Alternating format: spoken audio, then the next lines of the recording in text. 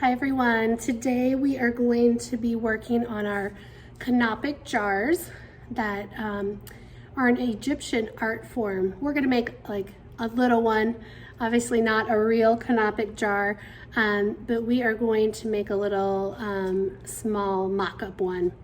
Canopic jars are, in the Egyptian times, they're used by ancient Egyptians to hold mummified remains. So when someone was to become a mummy, a pharaoh, after he died, and they created the mummy out of the body, before they did that, they took out certain organs to be preserved and put separately in canopic jars.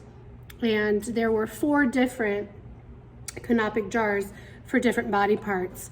So one was the stomach, one was the lungs, one was the intestines, and the liver.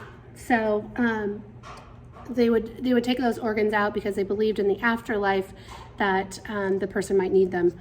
And so they put them in a jar, and on the top was the head of a certain god of Horus, which they believed in. And so if it were a human head, the human head was the liver, and it was the god Imseti. If it had a jackal head, like this one, it guarded the stomach, and its name was Duamatuf, I believe. That's how you say it. If it had a falcon's head, it was the guardian of the intestines, and that was a Weebsinuf. And if it had a baboon head, then that was the guardian of the lungs. So today we're going to make some Egyptian art. I know you guys have been studying some different art and civilizations. So we're going to talk about Egypt with our art today. So you're going to need the little packet that I brought you guys, or that I sent home, that has your plaster strips, your bottle, gloves, and you can put your model magic to the side because we won't make the head today. We're just going to actually wrap the body, the body of the jar, with some plaster strips to kind of make it more earthy. And then we're going to paint everything at the very end after we get the head. I have a little slideshow that I'm going to post so that you guys can read a little bit more about the canopic jars, and if you can see the pictures, I can describe what it looks like. On the canopic jar, they also used to have the hieroglyphics of the name of the god that was whatever was guarding the intestines or the body parts. So we're also going to do that eventually. So today, just for today while you're home, we're going to use our bottle and our plaster strips, and you need some gloves and a container of water, okay? I'm going to try and show you how I'm dipping my strips in. I would take the cap off for now, just in case you get a little plaster on there. We want to wipe it off when it's done, but we want to keep this for the head. So just set that off to the side for now. Okay, so you got your bottle. You're going to take your plastic strip and you're going to dip it in the water, and you're just going to pull it out, and it's kind of drippy. Okay, so you're going to kind of use your fingers to get a little bit of the excess water, and you're going to lay it on your bottle. Okay, don't put it on where the mouth rings are. You want to put it right under there, and just lay it. Okay, it's okay if it goes crooked. That's all right. And then you smooth it. This is plaster cast. It's called plaster wrap, and it's just like the stuff that if you ever had a cast, you want to smooth the plaster so you don't see any of the holes. Okay, I'm going to do another one of those and try and show you the holes. Whoops, I think I've got some Unfortunately, I have some longer pieces. You guys should have a little bit of shorter piece, but I'm gonna use these anyway.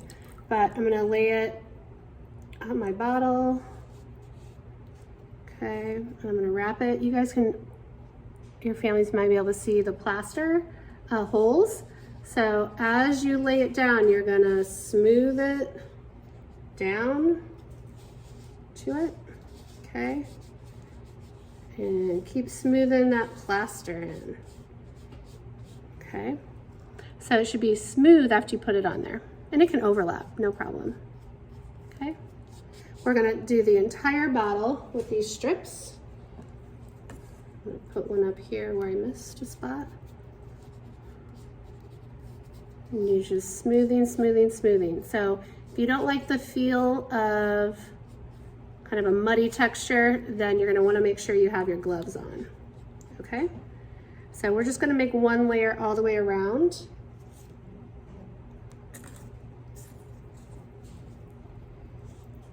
I'm gonna continue to wrap mine, and you can kind of overlap a little bit over the first one that you put on. Okay, I'm just smoothing as I wrap it and roll the container. Some of your containers might not be fully smooth. They might have texture like this one. And that's okay. We can have a little texture. Okay. So we're gonna wrap that around. I need another one at the bottom of mine. So I'm just dipping it in, kind of getting a little of the extra water off, and then wrapping it on my bottle. And we only want to go down to the bottom edge. We don't want it to wrap around the bottom because then it might not stand up well. Okay.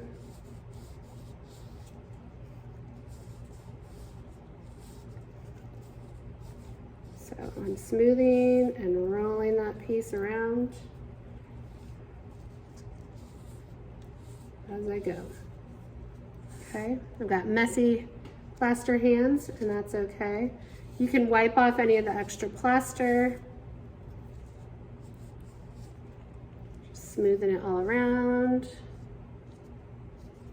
Okay. Okay, so I have the plaster wrap from the bottom of the neck of the bottle to the bottom, fully covered in my plaster wrap. Okay, it's gonna give it kind of a stone-like look or texture once we paint it. Okay, so that is all you need to do today, and let that dry for next week, and then we will make the head of one of the sons of Horus, whether it is a falcon, a baboon, a jackal, or a human head. Okay, after you take your gloves off and you have this water container, you don't want to pour this down your drain because the plaster could stick to the inside of your drain and kind of clog it up.